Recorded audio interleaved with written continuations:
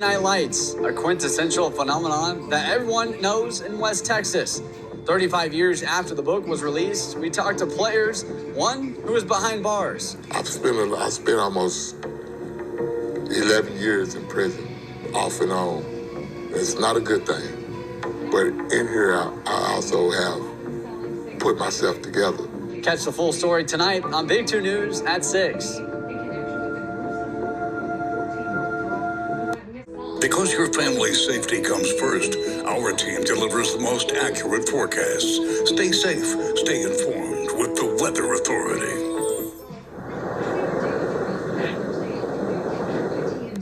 And now, your forecast first on ABC Big 2 News. All right, take a look at the satellite radar composite. We do have a little bit of a break. Look at that clearing coming in. That's the cold front. It's on the way. It's already producing rain showers and snow showers in parts of Colorado. Stronger storms to our northeast around Oklahoma, close to the Dallas neighborhood. Got a little bit of activity trying to pop up, but we're not expecting much. Air temperature is hot, though. We made it into the 90s today. We're at 89 now. We're to see the 80s hang on for a little bit longer. 70s as we get later in the evening, and then 60s and 50s starting out tomorrow morning. So a cool start as the cold front moves through. It's going to bring some windy conditions as well. We've got a full forecast on all of that. That's all coming up on Big 2 News at 6. Live from Midland-Odessa and Big Spring, this is ABC Big 2 News at 6. Well, good evening, and thank you for joining us for your Friday night. I'm Chris Talley. We start tonight with a local football legend who is now sitting behind bars as his past is starting to catch up with him. Our Trey Francis made the trip to Houston to hear his side of the story in this special report. This is an ABC Big 2 News special report. Here at Ratliff, football legends are made, and James Boobie Miles is no exception. While some went on to play pro, others went on to just live normal lives. Miles is now in year 2 of a 13-year prison sentence. We flew to Houston to hear his story. Friday Night Lights. Those across West Texas and the country know them well. So does James Boobie Miles. He was once a star running back for the 1988 Permian High School football team. That team was also the focal point of the book written by Bus Bissinger. Friday Night Lights, a town, a team, and a dream. Is it my best book? I don't know. But it obviously, touched the nerve. I didn't anticipate it would do as well as it did. It did well in Texas, but then it sort of took on like wildfire across the country. After selling more than 2 million copies, that book was then turned into the hit movie Friday Night Lights, starring Billy Bob Thornton and Tim McGraw. Gentlemen, the depiction of Miles' life was portrayed by Derek Luke, who's sitting behind a security screen in the CT Terrell unit in Rocheron. The maximum security facility is home to more than 1,600 male inmates. I spent almost 11 years in prison, off and on. It's not a good thing. But in here, I also have put myself together in ways that I should have been 30 years ago.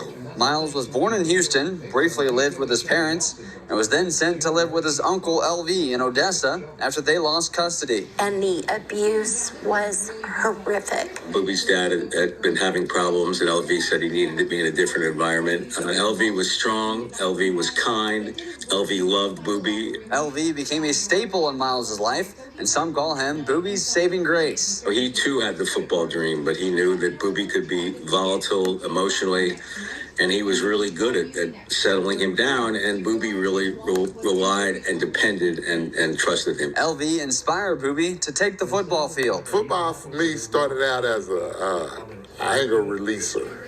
You know what I'm saying? I had a lot of anger as a kid, and my uncle felt like I needed to release that anger.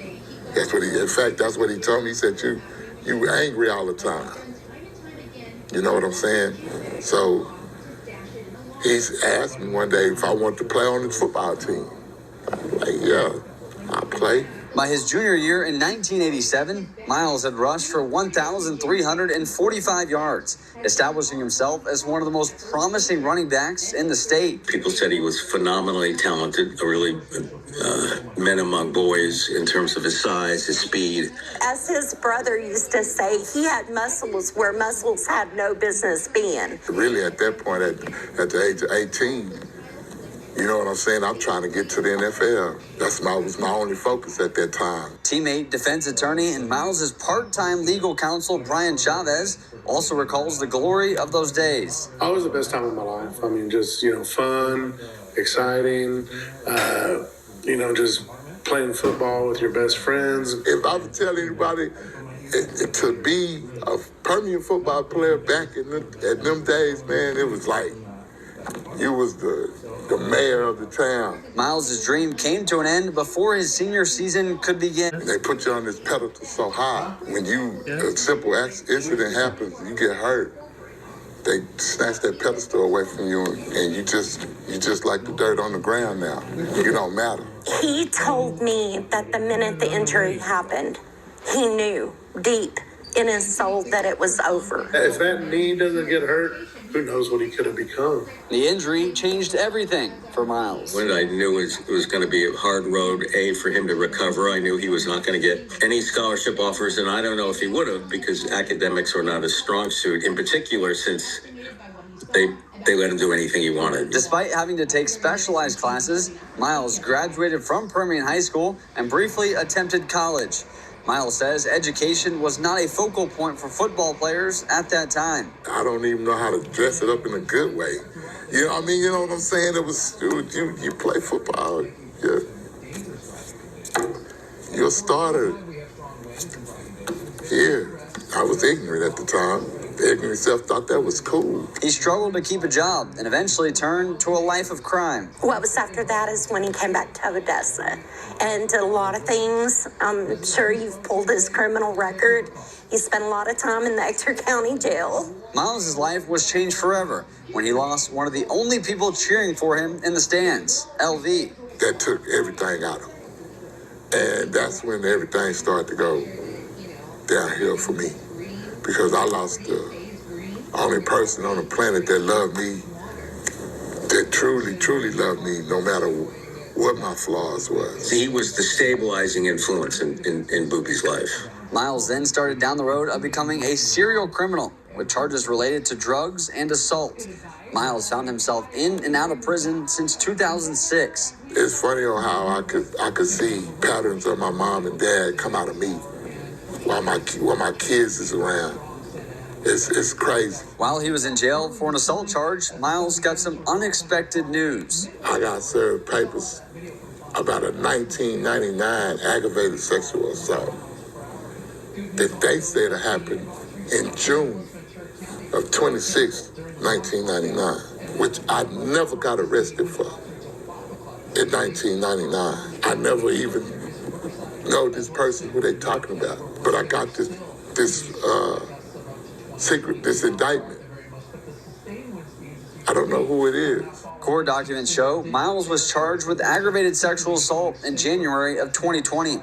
Miles denies that he was involved. I wasn't exactly a good guy back then, but I wasn't a rapist, man.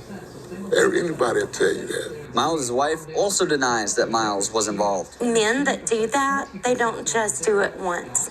And there were never any other allegations. Miles pleaded no contest to the charges, a move his wife believes was out of fear. I will never, ever believe that he did that.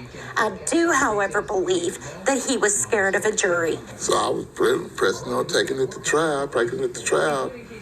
And then he kept telling me, man, you're going to lose. They're going to put her on the stand. I said, well, yeah, I want to see who she is. Say, nah, man, you're going to lose. So what am I supposed to do? Miles agreed to serve 5 years in prison and register as a sex offender for the rest of his life. For something I done do that, just imagine how I feel about that. After his release, Miles and his wife returned to Odessa. Miles, as part of the plea deal, had to register as a sex offender. But there was some confusion when it came to his social media. When he registered, I told the officer there are 3 accounts, but they're mine, but they're under Boobie's name. She said as long as he doesn't have the password, he doesn't log in, you don't have to report those. I didn't report him. You know, she told me to take my seat. She was there to speak to Boobie, not me. And so I continued using those social media accounts, and they used that against him in court. And you give me 13 years for this. When all you had to say was, Mr. Miles, we need that information. I tried to give it to your detective, but she told me she didn't need it. After promoting himself and social media on local news, Miles was charged with failure to comply with sex offender requirements in January 2022. According to the arrest affidavit, none of Miles' social media was disclosed to the Odessa Police Department. We reached out to OPD, but the department declined to comment.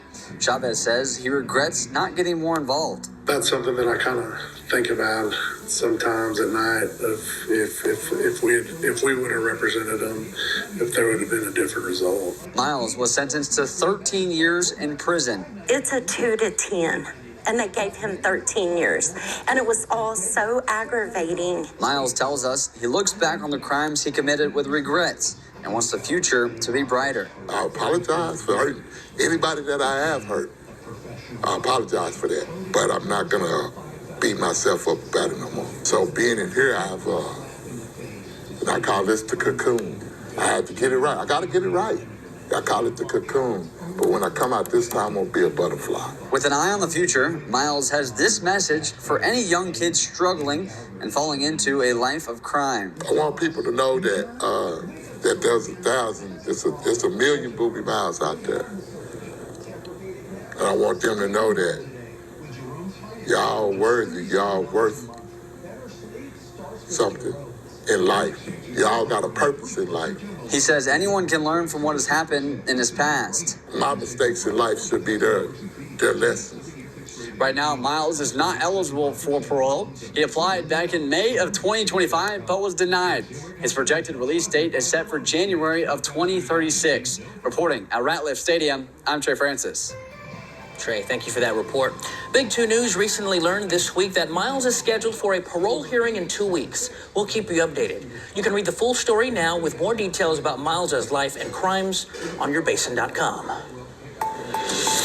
All right, coming up in weather, we're going to talk about some changes for your weekend. Here's a look at your almanac. It was a hot day today. It's still hot out there. 91 degrees, our high for today. Average 81, 10 degrees above normal. Very close to the record. 67 to start the morning off. Temperatures are still on the hot side. You got to use the AC, but tomorrow, nah, you won't need it. Look at that, 39 in Amarillo tomorrow morning, 50 for us, and then temperatures only climbing to near 70 degrees.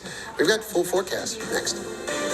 For your latest news, listen to Big 2 Updates weekday mornings beginning at 6 on your all-time country favorites, Kicks 99.1.